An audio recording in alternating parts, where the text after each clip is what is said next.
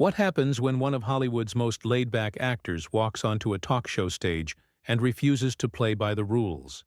What happens when charm meets confrontation, and a guest decides they've had enough of being backed into a corner?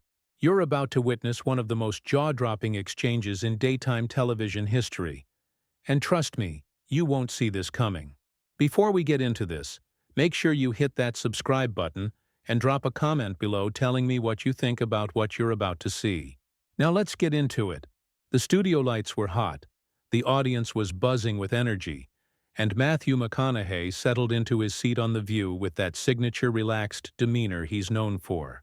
The panel was full, but it was clear from the moment he sat down that Joy Behar had an agenda. She wasn't there for small talk about his latest film or his life in Texas. No, she had questions, pointed ones, and she wasn't planning on letting him off easy. Joy leaned forward, her eyes sharp, her tone already carrying an edge. So Matthew, let's talk about your recent comments on social media. You've been pretty vocal about unity, about bridging divides, about finding common ground. That all sounds nice, but some people are saying it's just empty words from someone who's privileged enough not to have to pick a side. What do you say to that? Matthew smiled, slow and easy, the kind of smile that could disarm anyone. Well, Joy, I appreciate the question. I think what people might be missing is that unity doesn't mean we all agree. It means we're willing to sit at the same table even when we don't. And I've never been shy about where I stand. But I also don't think shouting louder than the next person is the way forward. Joy wasn't having it. She cut in before he could continue.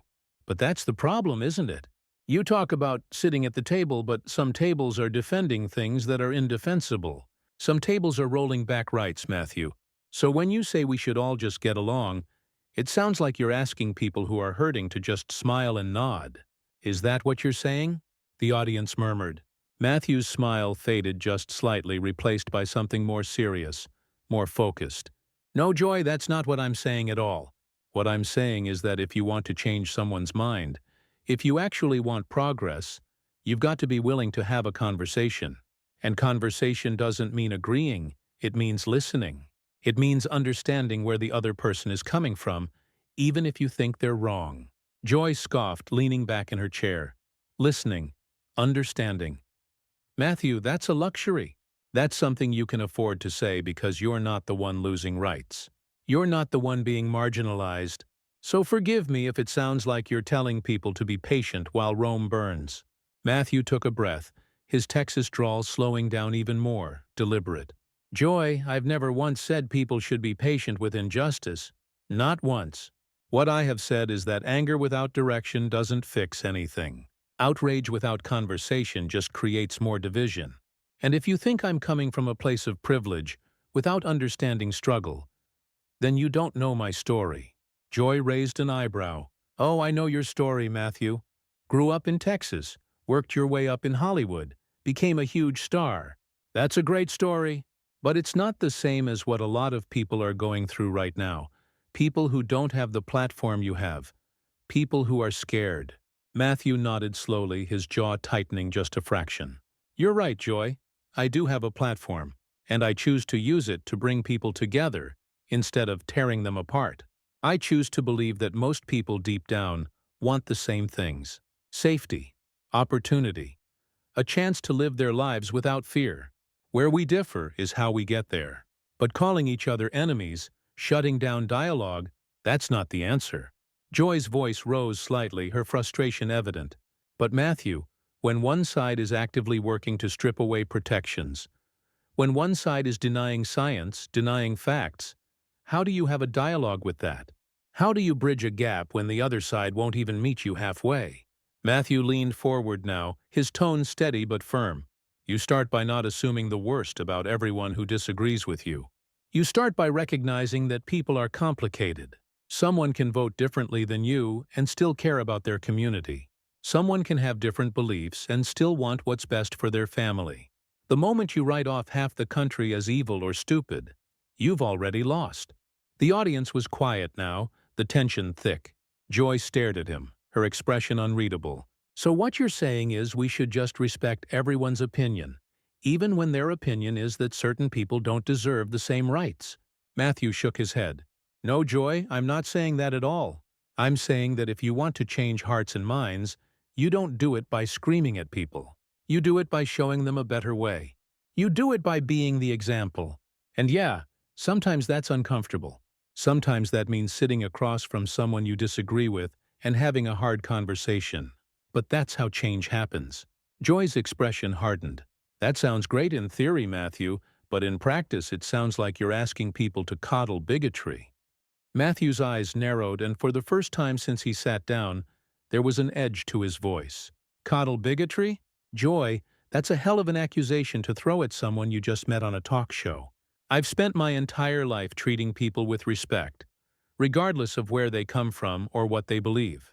And I've also spent my life calling out injustice when I see it. But I do it in a way that actually creates change, not just noise. Joy didn't back down. She leaned in closer, her voice sharp. Noise? Matthew, sometimes noise is what gets attention. Sometimes noise is what forces people to listen. You think the civil rights movement was won by being polite? You think change happens because everyone sat around a campfire singing Kumbaya? Matthew's response was immediate. No, Joy, I don't think that. I think change happens when brave people stand up and demand better. But I also think that once you've got their attention, once you've made them listen, you've got to give them something to believe in. You've got to show them a path forward. And that path isn't paved with contempt. Joy threw her hands up. So what's your path, Matthew? What's your big solution? Because from where I'm sitting, it sounds like you're saying we should all just be nice to each other and hope for the best. Matthew's voice stayed calm, but there was steel beneath it now. My path is this. Recognize that most people aren't your enemy. Recognize that fear and ignorance aren't the same as hatred. Recognize that if you want someone to see things differently, you've got to meet them where they are, not where you wish they were. That doesn't mean compromising your values. It means being smart about how you fight for them. Joy shook her head, her frustration palpable. But Matthew, what about the people who don't want to meet anyone anywhere? What about the people who are actively trying to hurt others? Are we supposed to just understand them too? Matthew took a long breath, his gaze steady. Joy, there's a difference between understanding someone and excusing them. I can understand why someone believes what they believe, where it comes from, what shaped them, and still think they're wrong, still fight against what they're doing. But if I don't understand them, I can't counter them effectively. I can't change anything. Joy's voice rose again. This isn't a philosophy class, Matthew. This is real life. Real people are getting hurt while you're talking about understanding. Real families are being torn apart. Real rights are being stripped away. And you're sitting here telling us to have empathy for the people doing it. Matthew leaned back slightly, his jaw set. I'm telling you that empathy is a tool, Joy. It's not weakness. It's strategy. If you want to win hearts, you've got to understand what's in them first. And yeah, that's hard. That's uncomfortable. But the alternative is what? We keep screaming past each other until the whole thing collapses? Joy's eyes flashed. The alternative is we hold people accountable. We don't give them a pass because they're scared or ignorant or whatever excuse you want to use. We demand better. We demand they do better, and if they won't, we make sure they face consequences. Matthew nodded slowly. I agree with that, Joy, I do. Hold people accountable. Demand better. But you can do all of that and still treat people like human beings. You can do all of that and still leave the door open for growth. Because if you slam that door shut, if you tell someone they're irredeemable, what incentive do they have to change? Joy's voice was biting now. So we're supposed to be responsible for their growth? We're supposed to handhold them through becoming decent people? Matthew, that's not our job. That's their job. Matthew's response was measured but firm. You're right, it's their job. But if you actually care about the outcome, if you actually want a better world and not just the satisfaction of being right, then yeah, sometimes you've got to do the work. Sometimes you've got to be the bigger person. Not because they deserve it, but because the world needs it.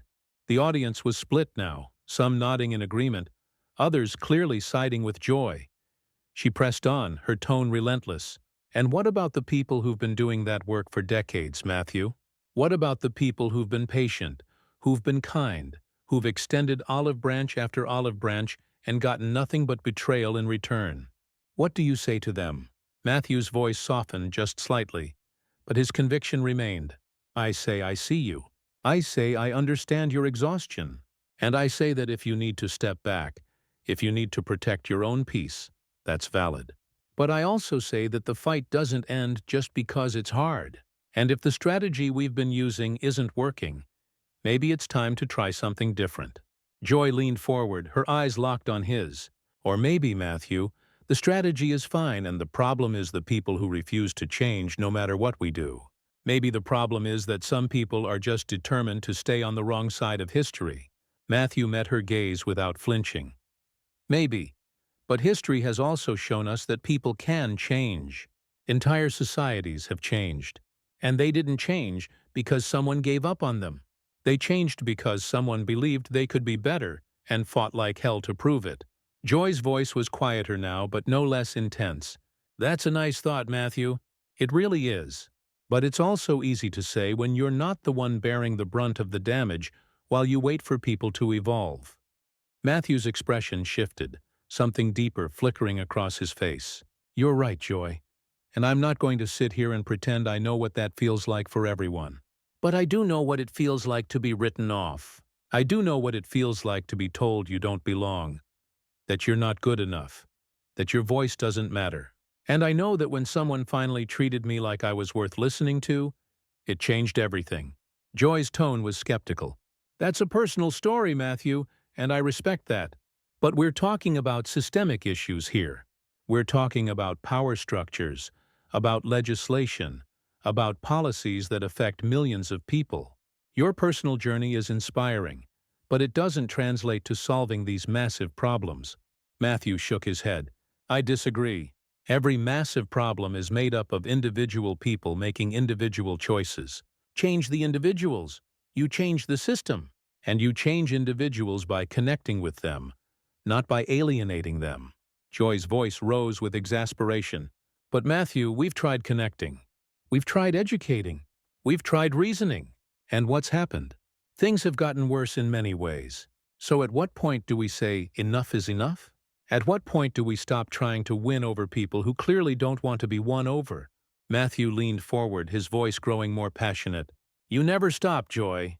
You never stop because the alternative is giving up on the idea that people can grow.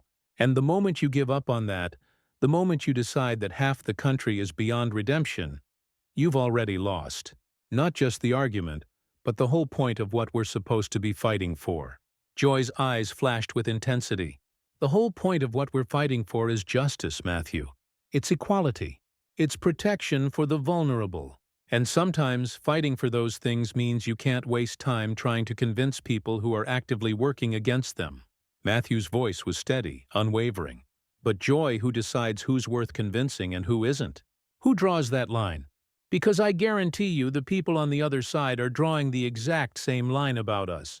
They're saying the exact same things. That we're not worth talking to. That we're beyond reason. That we're the enemy. And when both sides do that, nothing gets better. It only gets worse. Joy threw her hands up. So what? We're supposed to meet in the middle with people who think certain groups don't deserve basic human rights? We're supposed to compromise on people's dignity? Matthew's response was immediate and forceful. No, Joy. I have never said compromise on dignity. I have never said compromise on rights. What I'm saying is that you can be absolutely firm in your principles and still engage with people who don't share them. You can fight for what's right without demonizing everyone who doesn't see it yet. Joy's voice dripped with frustration. Doesn't see it yet? Matthew, we're not talking about people who just need a little more time to come around. We're talking about people who are actively choosing to hurt others. That's not a matter of not seeing it. That's a matter of not caring. Matthew's jaw tightened. And I'm saying that sometimes what looks like not caring is actually fear. Fear of change. Fear of losing something, fear of being wrong. And fear makes people do terrible things. But fear can also be addressed. It can be challenged. You just have to be willing to do it. Joy leaned back, her arms crossed. So now we're therapists for the people who are oppressing others? Now it's our job to manage their fear while they make our lives harder? Matthew's voice was calm but unyielding. It's not about whose job it is, Joy. It's about what works. And what we've been doing. this tribal warfare, this constant attacking and defending, it's not working. It's making things worse. So yeah, maybe we need to try something different. Maybe we need to be willing to have uncomfortable conversations instead of just comfortable outrage. Joy's voice was sharp as a knife. Comfortable outrage? Matthew, there's nothing comfortable about watching people you love lose their rights. There's nothing comfortable about seeing hate speech normalized. There's nothing comfortable about any of this. Matthew nodded, his expression serious. You're absolutely right. And I'm not trying to minimize that pain or that anger. What I'm trying to say is that we can use that pain, that anger, as fuel to actually create change instead of just venting it into the void.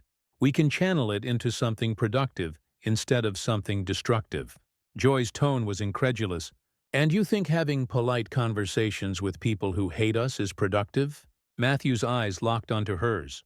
I think treating people like they're capable of change is productive. I think refusing to give up on humanity is productive.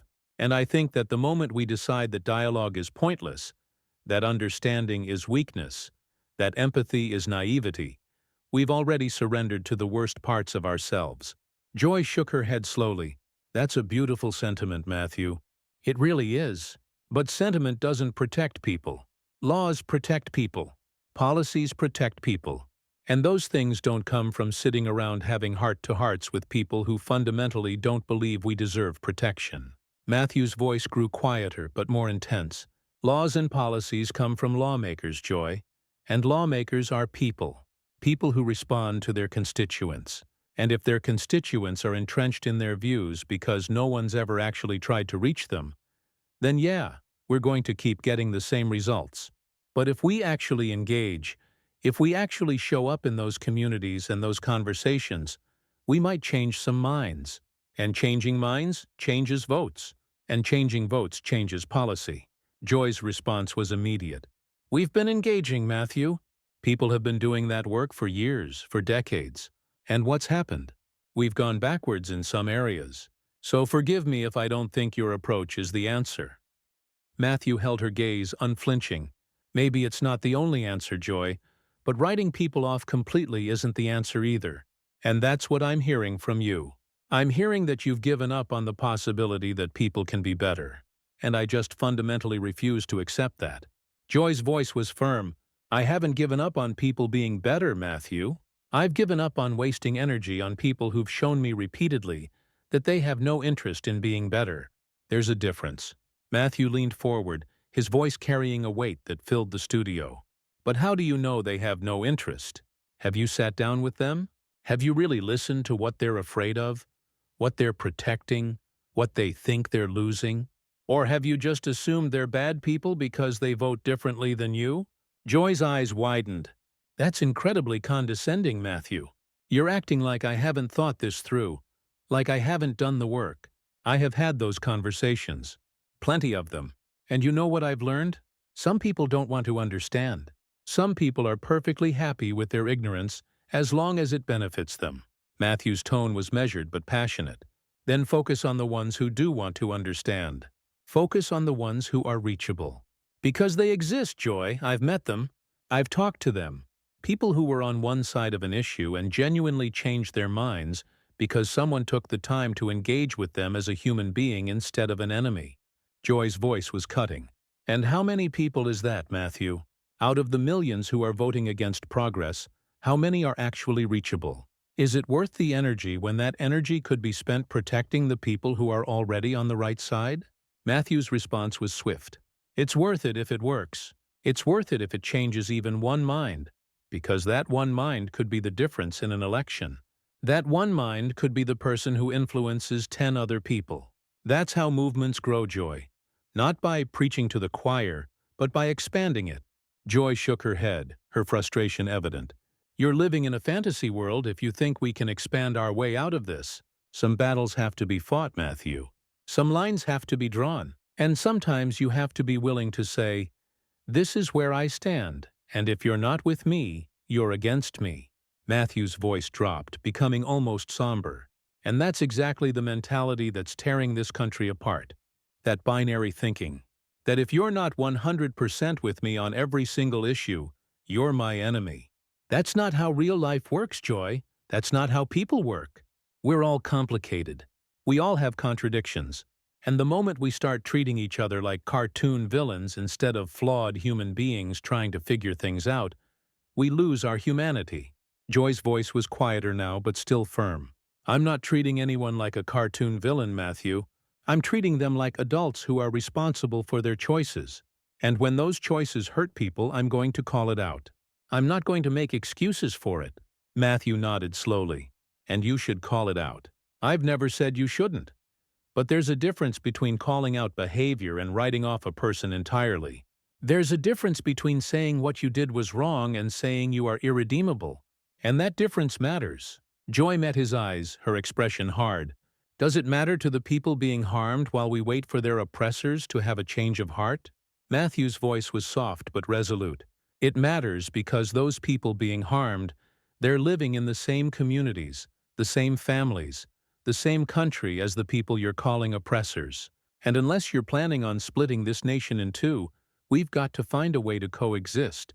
We've got to find a way forward that doesn't require half the country to disappear. Joy's response was measured. Coexist doesn't mean tolerate intolerance, Matthew. It doesn't mean staying silent while people are harmed. It means demanding better and not backing down until we get it. Matthew leaned back, a slight smile crossing his face for the first time in minutes. Then we actually agree on something, Joy. Because that's exactly what I've been saying. Demand better. Fight for it. But do it in a way that brings people along instead of pushing them further away. Do it in a way that builds bridges instead of burning them. Joy shook her head, but there was a hint of something softer in her expression. We'll have to agree to disagree on the method, Matthew. But I respect that you care. I just think you're being naive about human nature. Matthew's smile widened slightly. And I think you're being cynical about it. But maybe that's why we need both approaches. Maybe that's why this conversation matters. Because if we can't even talk to each other, if we can't even handle disagreement without it turning into warfare, how do we expect anyone else to? Joy was quiet for a moment, then nodded. Fair point. I still think you're wrong, but fair point. Matthew chuckled, the tension in the studio finally breaking just a bit. Well, Joy, I've been wrong before. But I'd rather be wrong trying to bring people together than be right while watching everything fall apart. Joy gave a small smile despite herself. All right, Matthew McConaughey. You've said your piece. I don't agree with most of it, but I appreciate you coming on and being willing to have this conversation. Matthew nodded, his expression genuine. I appreciate you having me, even if we spent the whole time going at it. That's what this is supposed to be about, right? Different perspectives, tough questions, real conversation. Joy raised an eyebrow. Real conversation. That's one way to put it. The audience erupted in applause, some cheering, some clearly still processing what they'd just witnessed. Matthew gave a small wave, his trademark calm settling back over him, while Joy turned to the camera with a knowing look. Now that was an interview you don't see every day. If you made it to the end of this, make sure you hit that subscribe button, because we're bringing you more moments like this. And drop a comment below. I want to know, do you think Matthew McConaughey has a point about unity and dialogue? Or is Joy Behar right, that some battles just have to be fought head-on? Let me know what you think.